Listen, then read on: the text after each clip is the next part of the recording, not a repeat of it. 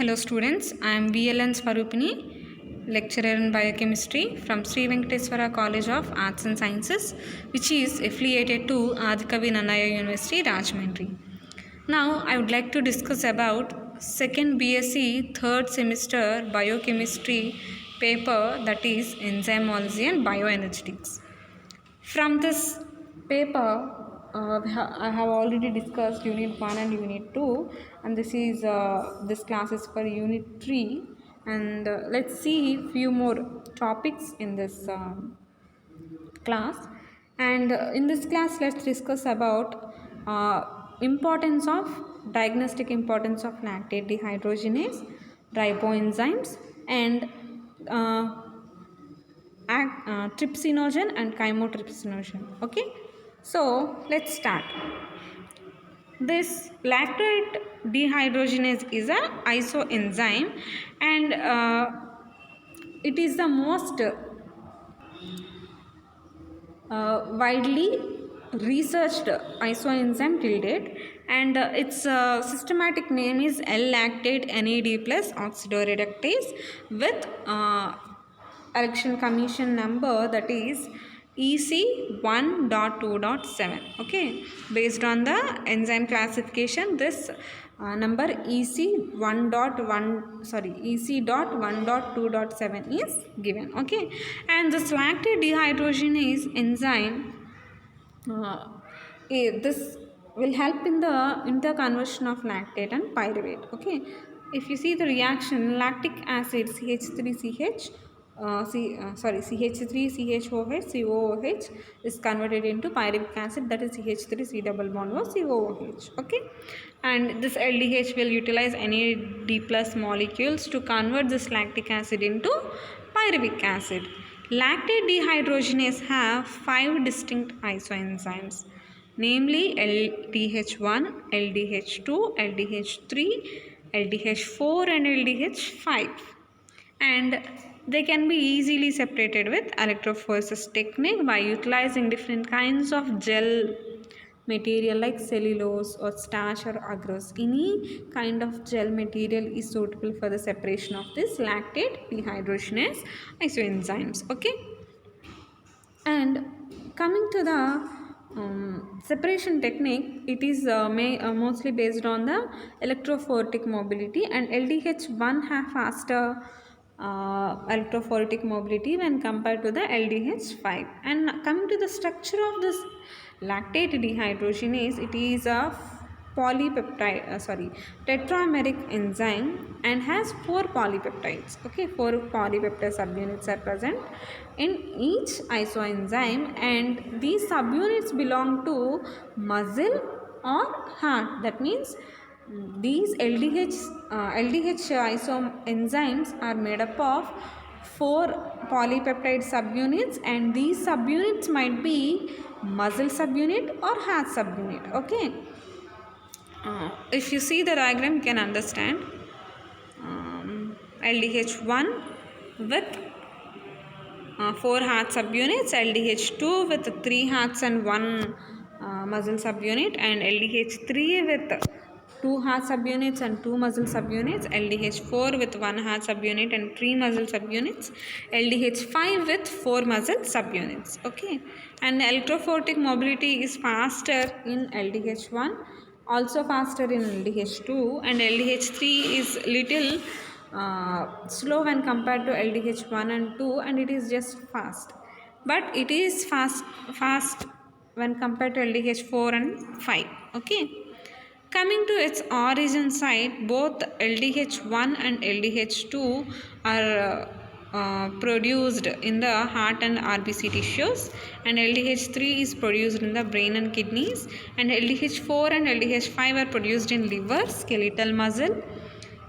Okay, and coming to its denaturation or its viability to heat, at 60 degrees temperature, LDH1 and LDH2 are not destroyed at all, and LDH3 is partially destroyed, and LDH4 and 5 are easily destroyed at 60 degrees centigrade. And coming to its percentage in the human plasma, LDH1 is 25%, LDH2 is 35%, LDH3 is 27%, LDH4 is 8%, and LDH5 is 5%. Okay. Now let's see about the diagnostic importance of lactate dehydrogenase. Diagnostic importance of lactate dehydrogenase. Isoenzymes of lactate dehydrogenase have immense value in the diagnosis of heart and liver related disorders. Okay, as the origin of these lactate dehydrogenase isoenzymes are related with heart, RBC, liver, brain, and kidneys, and that's why identification or diagnosis of any heart and liver disorders is achieved with this isoenzymes of lactate dehydrogenase. Okay, that means these lactate dehydrogenase isoenzymes play an important role in the identification or diagnosis of heart disorders and liver disorders. Okay, and in healthy individuals, the activity of lactate dehydrogenase 2 is higher than that of lactate dehydrogenase 1 in serum. Okay, if you see the percentage of LDH1 and LDH2, LDH2 is 35% in the serum of human serum, and the LDH1 is 25%. Okay, if you see the tabular form, you can understand. Okay, LDH2 is 35%, whereas LDH1 is 25% in the human serum. Okay, so this is also helpful in the identification of this LDH1 and LDH2 isomers in the serum, and we can diagnose. Okay, in case of myocardial infarction, lactate dehydrogenase 1 is much greater than lactate dehydrogenase 2.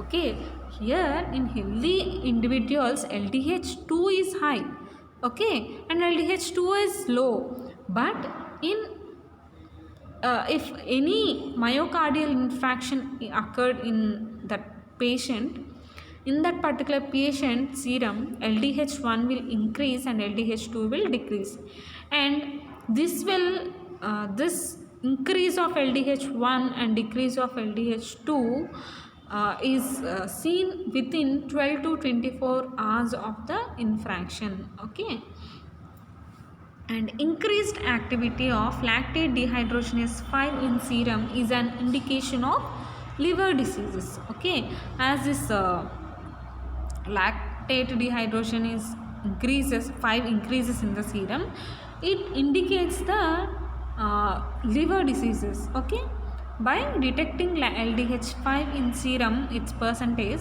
we can identify whether that particular person have liver diseases or not. Okay, lactate dehydrogenase activity in the RBC is 80 to 100 times more than that in the serum.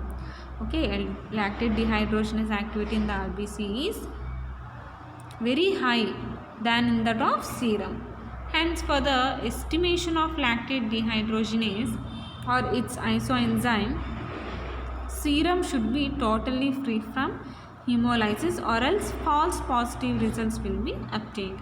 So, as these lactate dehydrogenase isomers activity is very high in red blood cells rather than in the serum. So, for any diagnosis purpose, if you are taking the serum, that particular serum should be free of RBC cells, and that means complete hemolysis should be carried so that it will not give any false result. Okay, to avoid false positive results, we should take this measure so that 100% hemolysis is done for the serum, and then we should go for the LDH analysis. Okay, then diagnosis will be perfectly done and we can get 100% positive results, true results. Okay, so and the next topic is ribozymes. Okay, so next topic is ribozymes.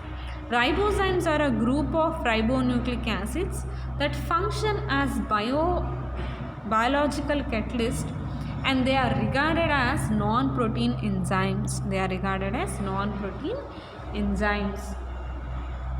Here, Altman and his co-workers in 1983 found that ribonuclease P, an enzyme till then known to cleave precursors of tRNA to give tRNA as functional due to RNA component present in the enzyme and not the protein part of the enzyme. So, if you see these ribozymes, name itself indicates ribo means it is a protein part and zyme which represent enzyme. Okay, so this ribo means ribonucleic acid related to RNA. Okay, so these ribozymes are group of RNA molecules, and these act as non-protein enzymes. Okay, these act as non-protein enzymes. That means nothing but few RNA molecules acting as enzymes are called as ribozymes. Okay, and scientist Altman and his co-workers, that means Altman and his research team, in the year 1983 they identified ribonuclease P as an enzyme.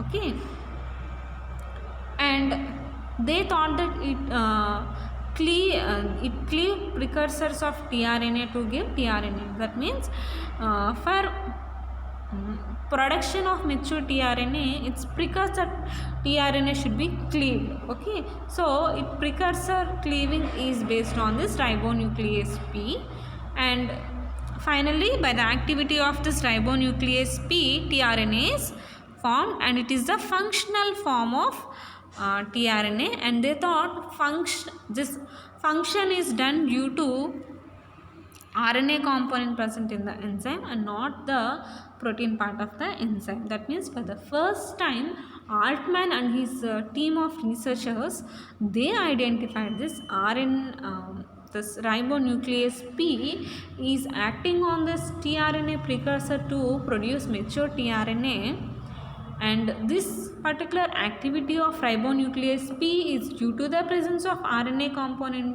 component in that particular enzyme and not due to the presence of protein part. This is the identification done by Altman and his co-workers. Okay, the RNA part isolated from ribonuclease P exhibited a true enzyme activity and also obeyed kinetics. Okay, so for their research, what they did, they separated the RNA part from the ribonuclease P enzyme. Okay, they have taken ribonuclease P enzyme and they have separated the RNA part from that, and they carried enzyme activity on that particular RNA. Then what they observed, they have seen complete enzyme activity by that RNA, and it also obeyed Michael-Menton's kinetics. Okay, it also followed equation. Okay, and later studies have proved that RNA can function as an enzyme and bring about the catalysis. So after work of Altman and his team, many researchers worked on this RNase P, and what they also told is this RNA can function as enzyme and bring out an enzyme activity or an enzyme catalysis. Okay, RNA molecules are known to adopt a tertiary structure just as the protein. So they also identified that this RNA molecules can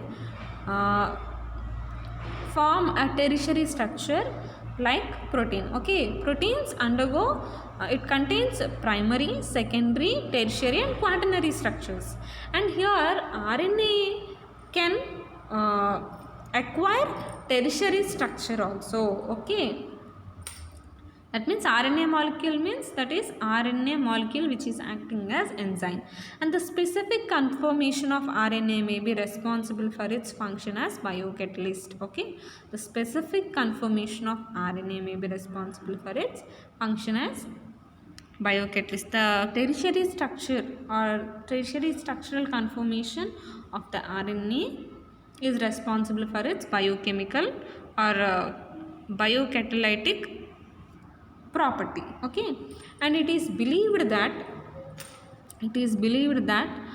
ribozymes or RNA were functioning as catalysts before the occurrence of protein enzymes during evolution. Okay, so apart from the research on this RNA as enzyme, they also conducted evolutionary research on this particular ribozymes. So what they concluded is that this particular ribozymes are the enzymes which started working as enzymes before the development of protein enzymes in our environment. Okay, before the development or before the existence of this protein enzymes, these ribozyme enzymes acted as enzymes for the biocatalysis purpose. Okay, and during the evolutionary process, these protein enzymes were produced and they started this enzyme catalysis process. So this is all about ribozymes. Okay, and the next one is zymogen activation of trypsinogen. Zymogen activation of trypsinogen.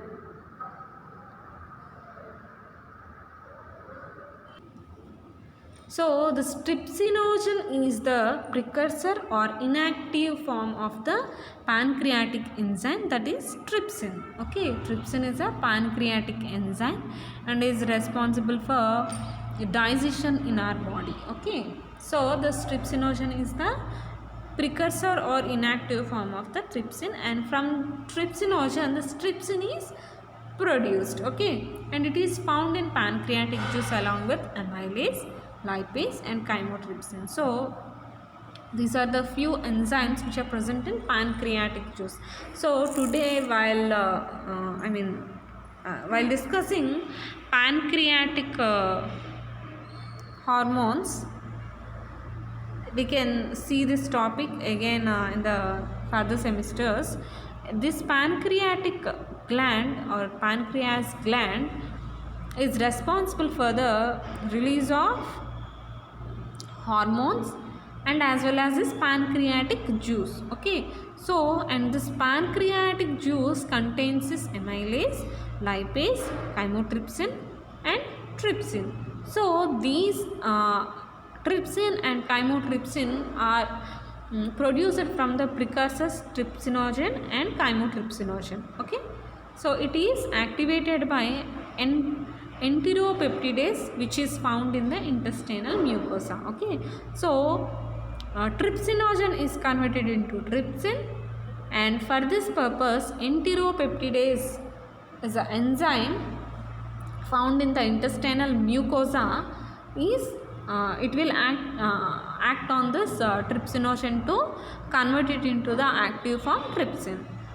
Trypsin, once activated by enteropeptidase which is found in the intestinal mucosa, it can activate more trypsinogen into trypsin. So activation process is just initiated by the enteropeptidase, but it is further carried by the trypsin itself. Okay, what will happen means, first and enteropeptidase will activate the trypsinogen. Okay, enteropeptidase will activate the trypsinogen and this trypsinogen is converted into trypsin, and the initially formed trypsin will activate the remaining trypsinogen into trypsin. Okay, so this is how active trypsin is formed.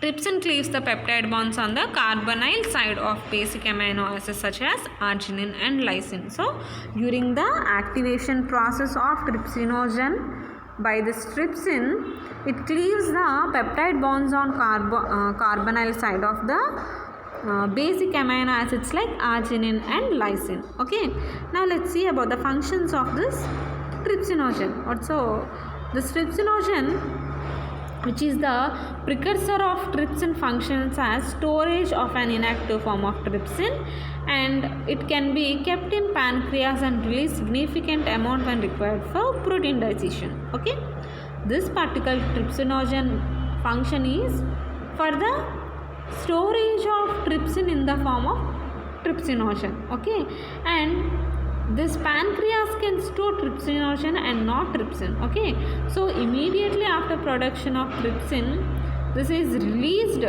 into the duodenum for the protein digestion. Okay, this is the function of trypsinogen. Now let's see about activation of trypsinogen. Activation of trypsinogen.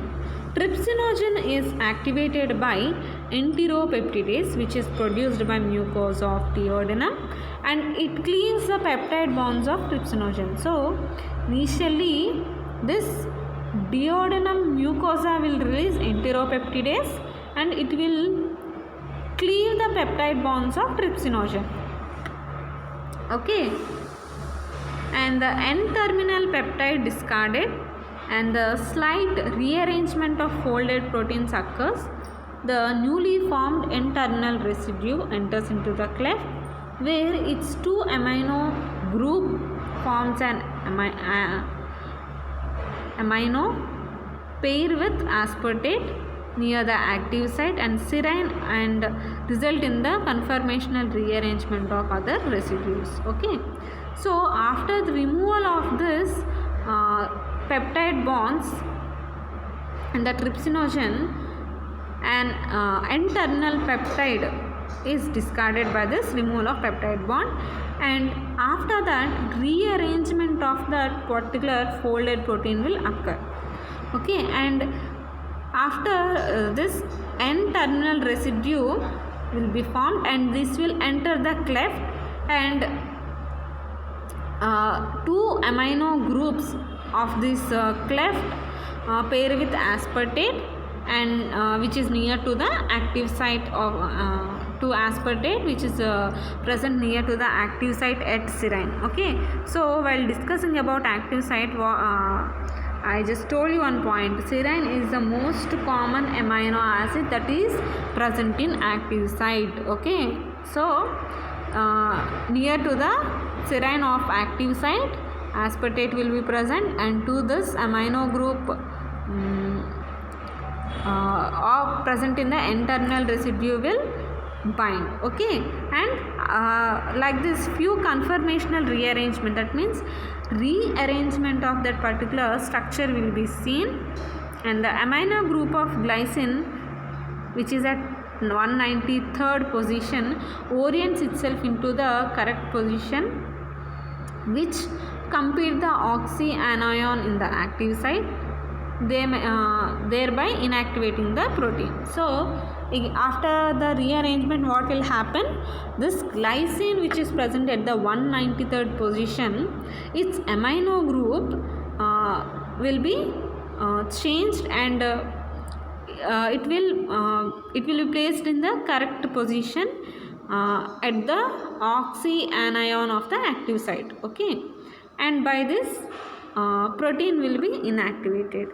Since trypsin also cleaves the peptide bond after an arginine or a lysine, it can cleave other trypsinogen and the activation process becomes autocatalysis. Okay, autocatalysis means nothing but it catalyzes itself. Okay, that is nothing but autocatalysis. Okay, after this activity of glycine in the 193 position, amino group of the glycine of 193 position will correct its position with the active site, and then what will happen? Trypsin is able to cleave the peptide bonds of other remaining trypsinogen, and it will cleave peptide bonds near to the arginine or lysine. Okay, and it is the process of autocatalysis. Trypsin is produced, stored and released as the inactive trypsinogen to ensure that the protein is only activated in the appropriate location. The trypsin is produced, stored and released as the inactive trypsinogen to ensure that protein is only activated in the appropriate location. And this trypsin is always stored in the form of trypsinogen and not in the trypsin form. Free mature trypsin activation can be distinct and may trigger a series of events that lead to pancreatic self-destruction. That means trypsin activation may sometimes lead to series of events and pancreatic self-destruction may occur. In normal pancreas, around 5% of trypsinogens are thought to get activated. Therefore, there are number of defenses against such inappropriate activation. That means trypsinogen should be stored as an inactive form, and it should not be activated, and around 5% of trypsinogen might be activated to trypsin, but this leads to destruction of pancreas. That's why there are many defense mechanisms against the activation of this trypsinogen, and only this trypsinogen is activated to trypsin during the requirement of the trypsin. Okay, in the another time this trypsin is only stored in the inactive form as trypsinogen.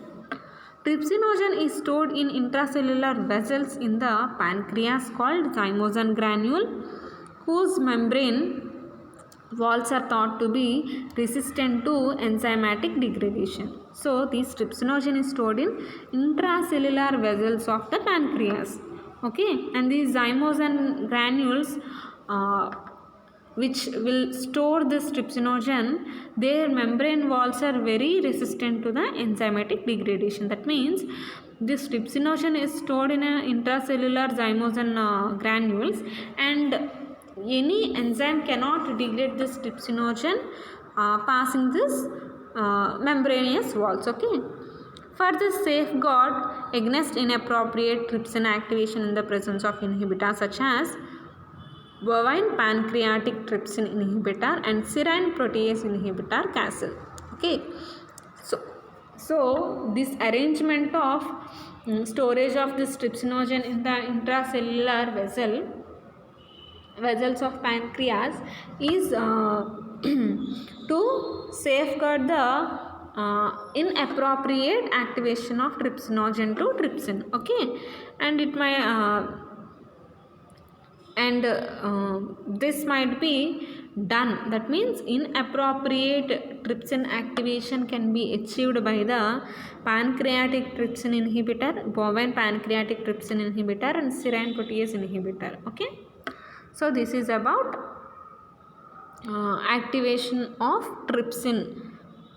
Okay, and we can also call it as zymogen activity of trypsinogen. Okay, so if you see this topic, it is trypsinogen is the inactive form, and its function is to be stored as inactive form to avoid the activation of trypsin, and this trypsin is only activated during its requirement, and for the activation purpose, enteropeptidase, which is released from the mucosa of duodenum, will activate on this trypsinogen, and it will produce trypsin, and the trypsin produced will auto-catalyze the remaining trypsinogen to trypsin. So it is essential for the digestion of proteins, and it is released into the duodenum for the further digestion of protein. Okay, after during the autocatalysis process, what will happen?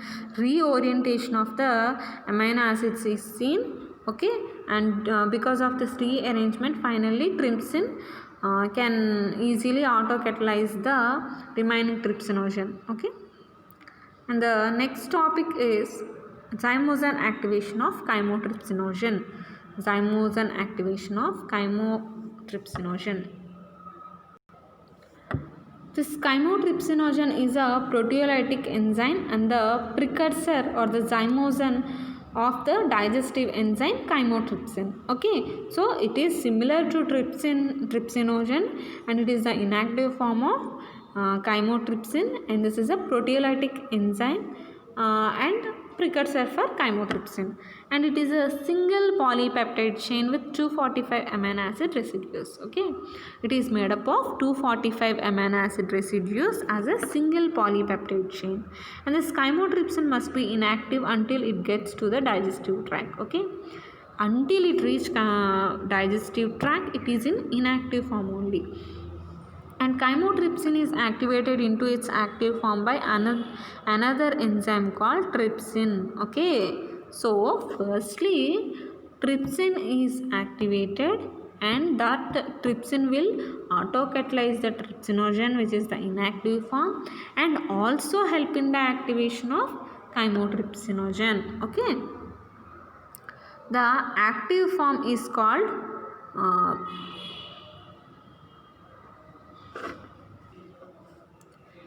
this alpha chymotrypsinogen, pi chymotrypsinogen, and is used to create alpha chymotrypsin. And trypsin cleaves the peptide bond in chymotrypsinogen between arginine 15 and isoleucine 16.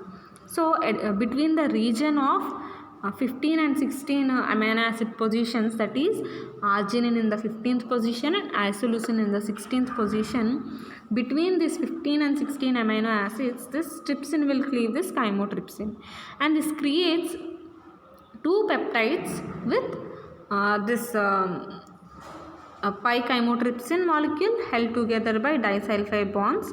One of the pi chymotrypsin acts on another by breaking leucine and serine peptides. Okay, after the cleaving at 15 and 16 position, two subunits will be formed, and these two bind to each other with disulfide bonds, and these are called as pi chymotrypsin molecules, and this will act on another by breaking leucine and serine peptides. Okay, the activated pi chymotrypsin reacts with other pi chymotrypsin molecule to cleave out two peptides, which are serine 14, arginine 15, and threonine 147, aspargine 148, and finally alpha chymotrypsin is produced. Okay, and this pi chymotrypsin, which is activated, will react with other pi chymotrypsin, and it will cleave two peptides, and cleaving will be at serine 14, arginine 15, threonine 147, arginine 148, and finally it will yield alpha chymotrypsin. If you see the diagrammatic representation here, this is chymotrypsin is converted into pi chymotrypsin by the trypsin, and pi chymotrypsin is converted into chymotrypsin by the enzyme activity of chymotrypsin, and this alpha chymotrypsin is finally produced. Okay, so this is about zymogen activation of chymotrypsinogen. Okay, so please refer all the topics for 1 to 2 times, and keep the material with you while listening to the class, and if you have any doubts, please contact me. Thank you, students.